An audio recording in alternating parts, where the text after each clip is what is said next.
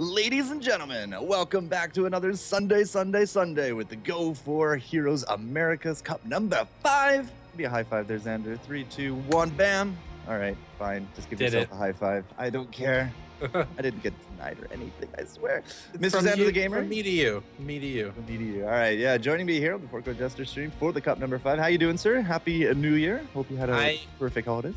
I am doing very well, sir. I had a very good holiday. It's been a long time. Been away from Heroes for too long, and I'm happy to be back. So I'm excited to be here casting with you. Yeah, and speaking of casting, we got 2ARC Illiad coming up here for the round of 16 up against TORPEDO. If you'd like to just give them the all clear, that we can start getting into the draft. And yeah, I mean, number 5. This is now Cup number 5. It does not count toward December. It is January. It is a new month. So the finals are actually going to be tomorrow for December, but that just means that we kind of reset everything, and everybody is now clamoring for the points for the end of the January so that we can all play for some money. Some money, Mr. Xander. Money. Everybody wants to get a hold of some prize money. They feel pretty good about it. I mean, we're getting ready for closed beta. Just going to be changing things up a little bit too. A lot of these teams getting excited for the influx of people, which I know I'm excited for as well too. And I hope we get some new heroes as well. So what, a week Tuesday, right? Yep, a week from Tuesday. So the next cup number 6, will still be pre-patch, but then cup number 7, Thrall, drafting mode, beta, and Sky Temple. I don't want to sound a little biased or be a little biased, but I did get this nice little figurine for Christmas from a friend of mine. I have the same one. So right above my desk. So I am super ready and excited for Thrall to get into this game, and I loved playing him at BlizzCon, and I know we all talked about it, and I'm just super excited to see him get into the game. So I've got chills. I've got chills. All about the War Chief, man. It's all about the War Chief. Yeah, man. The Shaman War Chief. These guys are getting ready, so let's jump right on into it. 2ARC Illiad up against TORPEDO. It looks like 2ARC's going to be blue, TORPEDO's red, but they go for first pick, which means that we have a Band of Zebo on the board. We do, I believe. I'm looking through this and I see they'll ban Tychus. I see a pick of Vala. We have a Band of Zebo too. Yeah, Band of Zebo's way at the top. There we go. Okay, I see it. Thank you. And then as you said, Tychus and the first pick, Vala. So tell me a little bit about the NA stuff. You know, what do people usually start picking up quick here on the NA side? I mean, usually you see early pickups of like Arthas, Stitches more so now than we saw before. We see Vala, we see a lot of those heavy, strong assassins that we have. Not so much necessarily auto attack assassins, but that's for the most part we see that. So the Vala pick, I'm not surprised about. Arthas and Stitches, not surprised to see that either. But we've been seeing some interesting stuff as you and I were talking. We saw some guys in EU running 3 tanks earlier on, a couple of days ago, and so I'm be interested to see how they pick out this phase, but I'm not too surprised to see what we're seeing so far.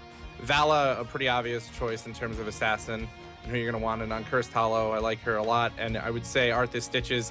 Again, this is a great map for Stitches. I feel like with the hook, knowing that somebody's gonna be on tribute makes it so easy to get really good pickoffs and engage really well. So not too surprised to see that pick here.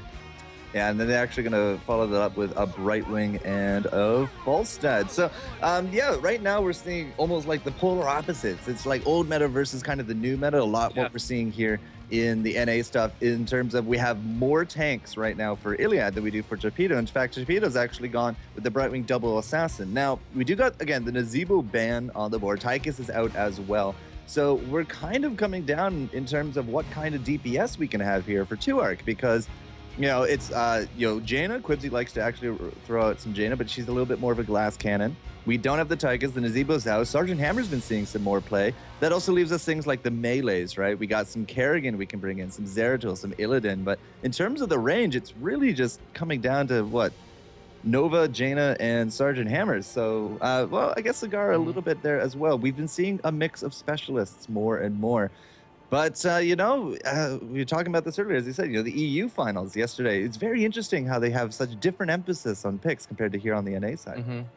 I mean, not seeing, and you and I were talking about not seeing Arthas picked up or banned early on in any of their games is kind of surprising to me, especially with the number of tanks that they were running and the compositions that they were using. So, again, a very big difference between the two, both sides of the ocean and what they're choosing and how they're playing the game. So I don't know. Yeah, I think in terms of DPS, it's kind of where do they go from here? Who do they decide to pick up? As you said, I mean, Val is off the table. Looks like they've also taken Falstad, and Arthas Stitches is what they have right now. Tychus is banned out, though. So, Yeah. I mean, who do they really go for at this point?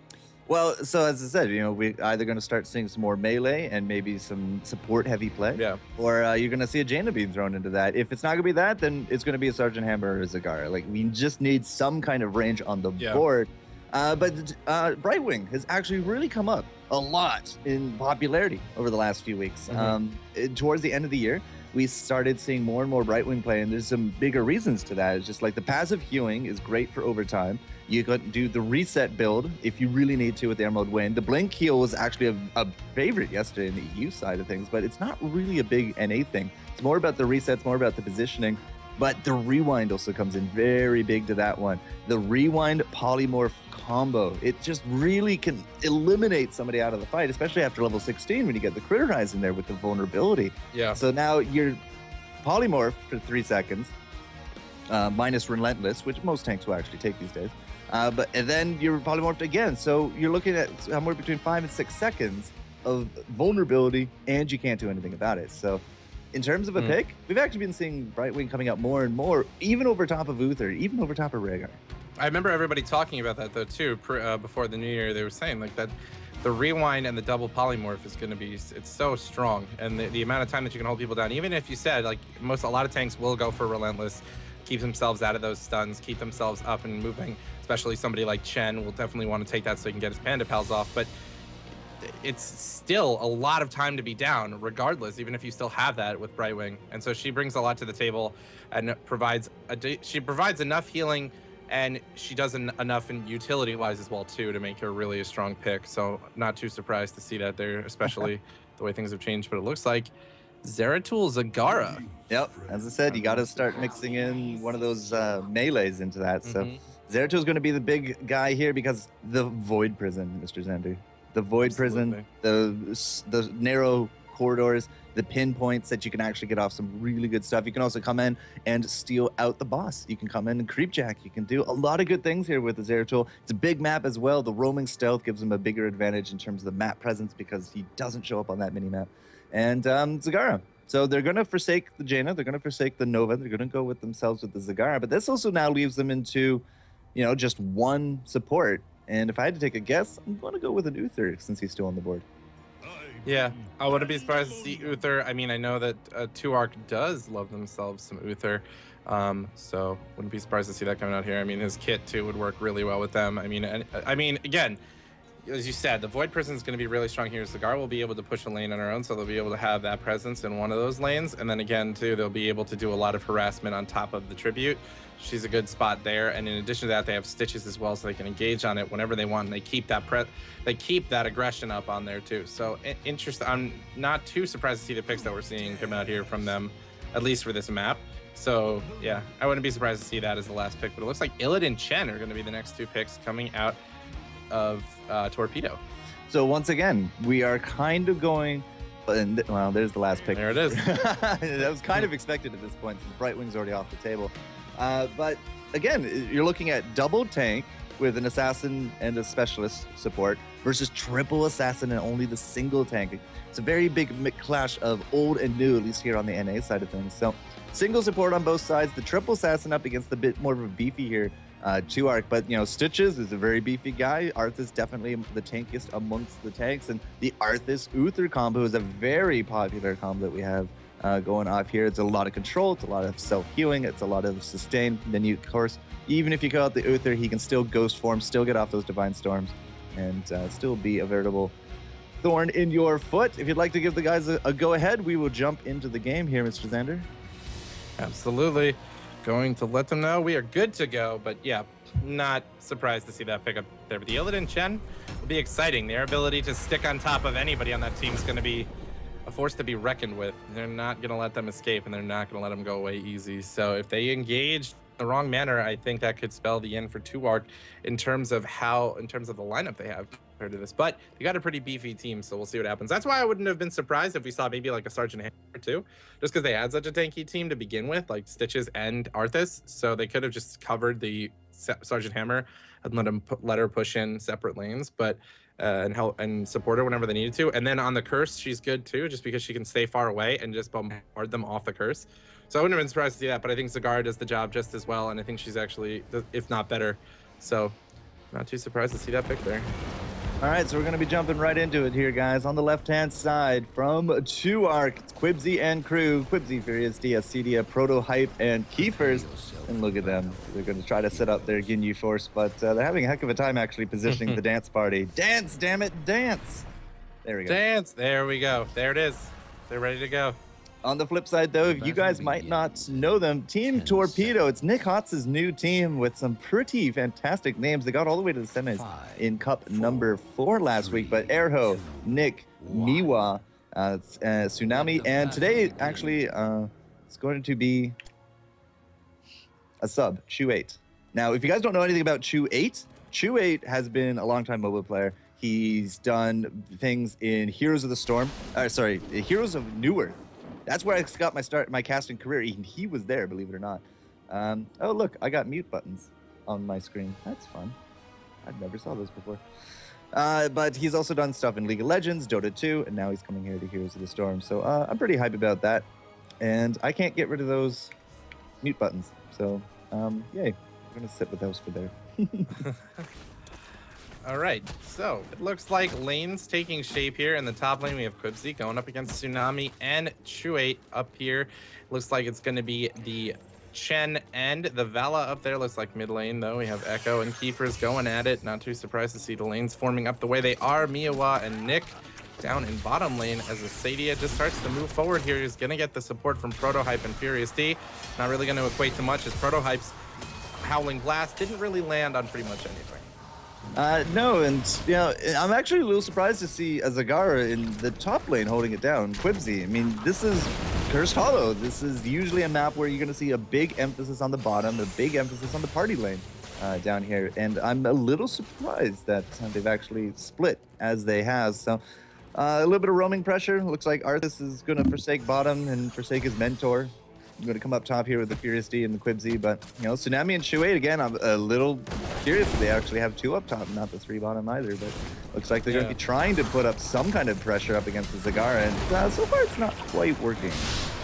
And as we've seen a lot recently, too, that early pressure, that early aggression on those towers is going to be strong. 2ARC definitely prioritizing that, getting an Arthas and a Zeratul. They're going to be able to move around, be really mobile, and get a lot of good harassment in these lanes, too, and try to give themselves that early lead. If they're able to hold on to that going into the first curse, they usually can ride that for quite a long time until the game reaches around 15 minutes. And then it becomes hard if they give up any kills before that, too, then it can even out. But you usually can ride that lead for a little while, but we'll see how that pans out for them. As, again, their bottom lane's being pushed a little bit harder because Acedia is by himself, but they're still doing a lot of damage up top. Yeah, Uther's not exactly the best lane clear, the best counter in that regard. And look at that, this tribute's actually going to be spawning into the bottom lane. So Acedia is going to have that on lockdown. Does look like Quibzy's actually not leaving. He was actually looking to go back all the way home for some reason, maybe for mana, but he's going to actually hold it down top 2v1, and Illidan's actually not leaving into the mid lane either. So it's going to be Torpedo just giving up the first tribute here to 2ARC as they have now roamed, but they didn't lose out really too much of their experience because Quibzy didn't leave. Arthas is now back and he's cleaning everything up. So overall, it just looks like a free tribute for 2ARC so far. Absolutely. Not going to equate to too much level-wise, as you said, between both of the teams. But it does look like we have Torpedo trying to go for this Siege Giant camp. But Furious D and Proto Hype are there, ready to go. Acedia is going to try to get in there and support. Doesn't really need to worry about it, though. They were able to grab that camp from right underneath their nose. So now that is going to be pushing forward for 2ARC, and that's going to put a little bit of pressure on them there in that bottom lane. So that actually worked out pretty well for them. Well, it's not going to really be as much pressure as you might think, because they're easily cleaned up, especially this stage of the game. 3 minutes in, yeah, they're not really that much of a threat, but it's just the removal of the pressure from 2ARC's side, because now, if there's a tribute top and everyone goes top, there's no Giants pushing out into the bottom. So nice creep jack right there, Acedia and crew able to neutralize that threat, and we do got the next tribute now spawning bottom again. Quibzy is still 2v1 up here. Chu or Tsunami is going to have to start making a trek down if they want to try to contest this, but Looks like it's actually going to be Chu, so Tsunami's going to hold the fort. So Chu is going to move himself down there. He's going to try to help the rest of the team. There's a hook coming out of Keepers, but doesn't land on Miwa. They're looking for an opening here. Looks like Arrow's going to try to get in there and stop them as well, but there's a lot of zonage here. Prototype able to push him away, and there's a Howling Blast and a Poison. Is he going to get him? No, he's going to hit the fountain just before he dies, and it looks like Furious D is going to be able to grab that, and Illidan does, in fact, go down. Wow, I could have sworn I saw solid health right there. Yeah, same. I thought that he had a little bit of health back, and then he was getting the rest of the regen, but apparently it wasn't enough. He was losing health too fast. All right, well, that's going to be a dead Illidan in the water, and a 2 tribute advantage now for 2ARC. Taking a quick look here at the talents. Quibsy up into that top lane. Very common kind of stuff. Corpse Feeders and Venom, and then Rapid Incubation. The Rapid Incubation is the big one. You can just see him using it right there, and he needs that lane presence. Past that, chew your food, Amp. And Tenderizer coming out from the Stitches. So the Tenderizer and the Amplified Healing, not really too much of a surprise. Chew your food is kind of, people do what they want with it. Pretty solid stuff out of the Zeratul. The Arthas is pretty standard, as well as the Uther. What about the flip side? Yeah, on the flip side, looking at this, Illidan going Battered Assault, Immolation, and First Aid. So he's trying to keep himself a little bit more, trying to keep himself up there. Not too surprised to see this First Aid pick. We have the double bribe coming out of Nick and Miwa there, so they're going to be trying to stay on top of those camps. The Gathering Power's there as well, so it's nothing too surprising. There's a multi-shot build coming out of Vala. I was just looking at it though, and I actually like 2ARC's choice here of picking up the Zagara, because on this map she has a lot of presence on her own in a lane, so they can actually get aggressive there, as they had Protohype and Furious D roaming around, and then they can rely on knowing full well that she can actually continue putting that pressure on them, so they actually can give themselves a nice advantage up there, which they did, and then they can move around and help the other lanes and still have a heavy amount of pressure in that lane. That actually worked out really well for them, and I think they drafted well, deciding to take Zagara, especially on this map. And they're going to, again, as I said, they're going to continue pushing this little bit of lead that they have right now, and they're going to go in on this fort. Yeah, Chu actually got hit there by the Maul. Its Prototype is in the thick of things. Chu does get off a good amount of that strafe, but the Zeratul comes up, and Miwa doesn't actually hit anything with that shock and awe. Now Chu in the back is going to actually finish up that strafe, but it's going to be Zagara dead in the water, because right now it's a trade at 1-for-1. Zeratul got out-skinned his teeth. Acedia, however, not entirely too sure he's going to have that same fate as Illidan is sticking to him like paper to glue, but now it's going to be a Prototype reversing that damage. Is going to actually take down one, looking for the second there on top of the Nick, but Furious D comes in with the blink, actually does take down the blink spewing Brightwing, and now it's going to be actually the return there on top of the Keepers. Lots of low hit points. Furious D is going to sacrifice himself here for this kill. 100%. Or he is going to try to get himself away here. Will he be able to do it though? Tsunami's got his number. He knows he's there. Flame Breath. Yeah, he's down. He's down. But it looks like that was a 3-for-3, I would say, right? Or 3-for-4. 3-for-4. Okay, so almost an even trade, but it looks like, look, they're gonna get that top fort anyways. There's some more XP for 2ARC in the tank, so now they're getting close to almost a level ahead in terms of the XP gain here, and both teams now positioning themselves to pick up a golem, which is not too surprising. Usually you see on this map, they try to go for that early pressure, they get that early aggression in one of those lanes. After the first curse, or after like 1 or 2 curses, maybe they decide if they find an opening, they're gonna go for golems. So it's a lot of balance between picking up the tributes, pushing the lanes, and holding on to golems for dear life. And that's usually how we see these matches go. So I'm not too surprised to see that at all. Actually, it might have been a 4-for-4, looking at the kills, because it's 5 kills to 4. Oh, yeah. So who did we actually, who died early? I don't know. I'm trying to think. I think it was, I want to say Arthas was the first one to go down. No, it's the other. It doesn't no. Yeah, it does not matter. Either way, the bosses are pushing, as you said. Hold on to them for dear life. In terms of the race, that's going to be a dead Griffin. Did you see the velocity on that course? My goodness. I did. He actually. Magdal effects. It looks like he bribed out the Giants, but then he got caught as the advancing 2ARC team did come in. In terms of a base race, though, 2ARC's going to win this one. Great hook there on top of Chu. You see, a lot of really good synergy coming out from the 2ARC team. This double tank meta in the front line, especially with those hooks. Those hooks are the big key part of all this, because if you can get those hooks, you can bring it down to a 4v5, a 3v5. Oh, that mob missed, though. Trying to get him off here, but it looks like Arrow's going to be jumping in on top of Prototype. Trying to do some damage. There's the Metamorphosis. Shakama comes down, does some damage to Keepers, but it's not going to be enough. But he will get shot down by Shuate, though, and it looks like there's Panda Pals on the field as well, too, trying to get Prototype out of here. Quipsy and the Stadia trying to run away, trying to do as much support as possible, but it's not going to equate to much of anything besides Asadia losing his life as well. So again, 2ARC pushing forward. They got a lot of good aggression there, but at the end they ended up losing 3 for, I think it was 0 in that entire exchange by the time they engaged. So a little bit of a level lead here now for Torpedo. We'll see how they use that to their advantage here. Looks like they're going to be going for that mid wall.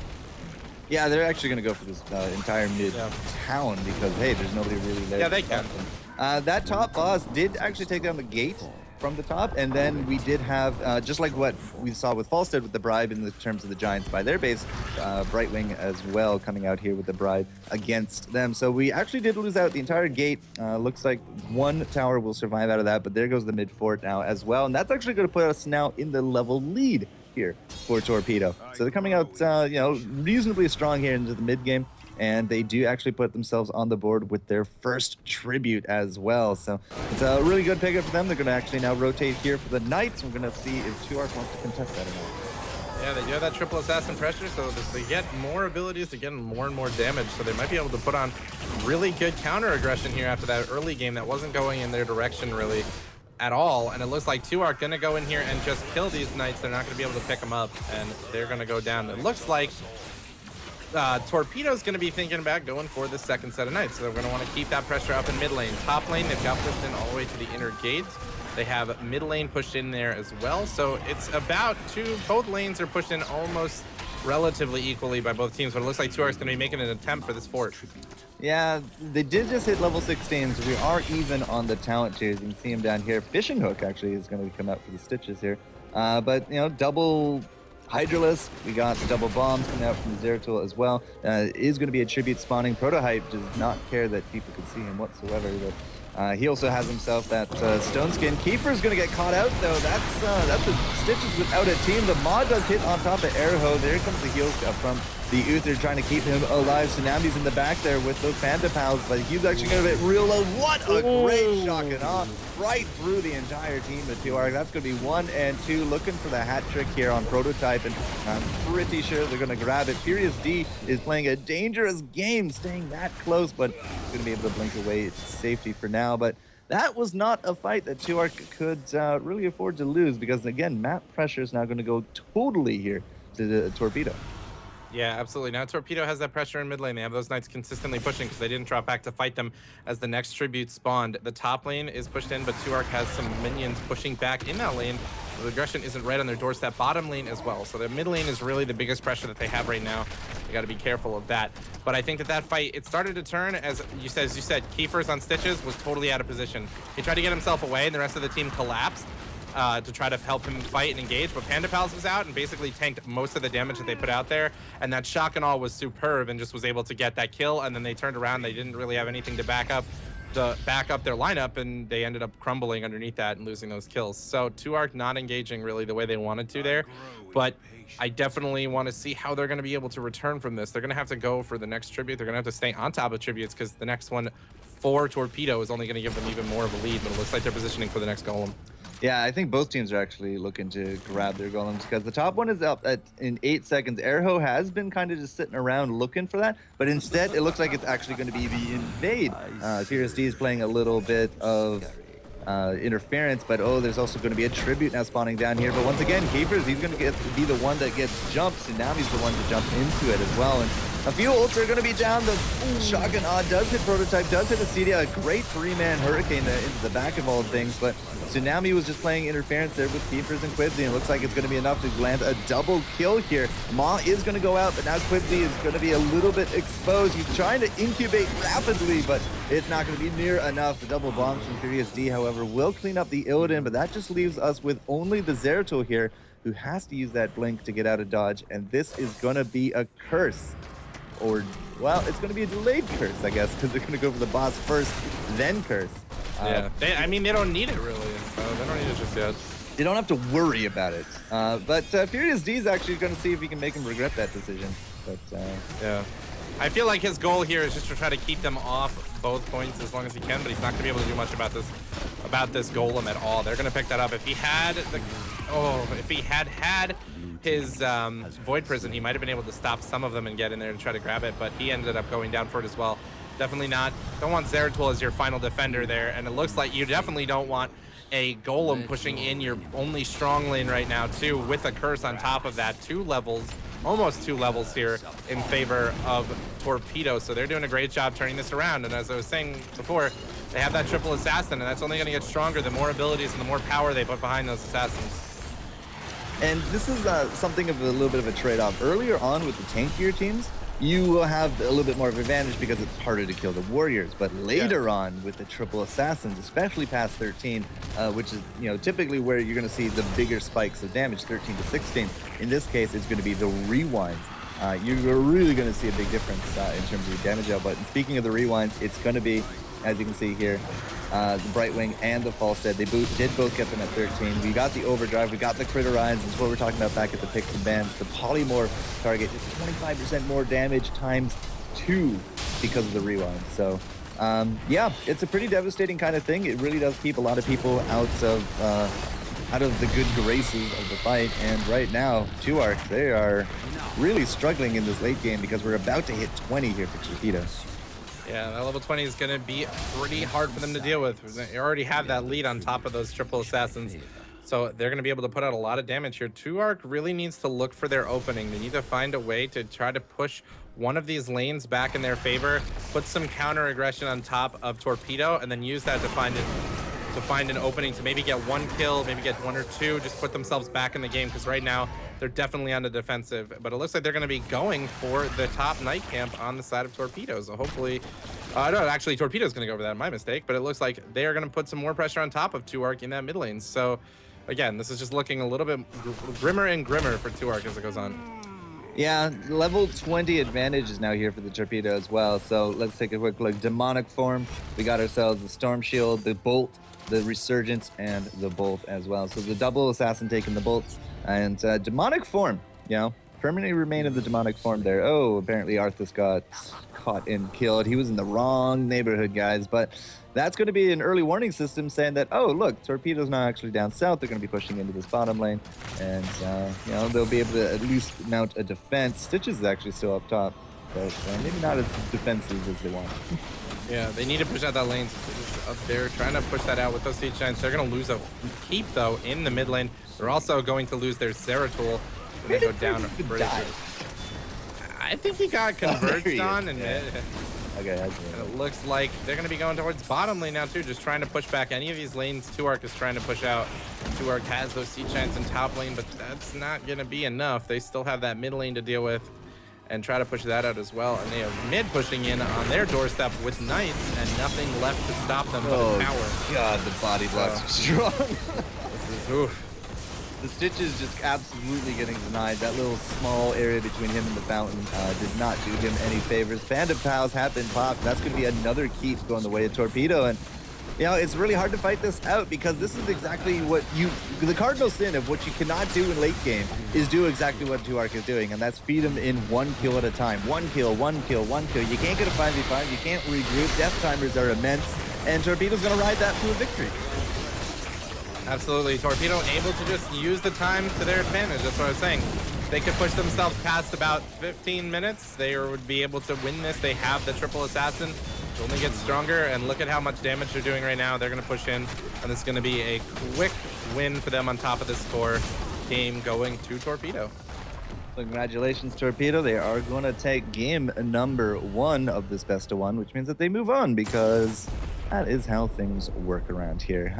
So yeah, everything is going to be best of 1 until the finals, and that means you got to put your best foot forward. And I got to say, Torpedo putting forward a very good foot overall in the grand scheme of things there.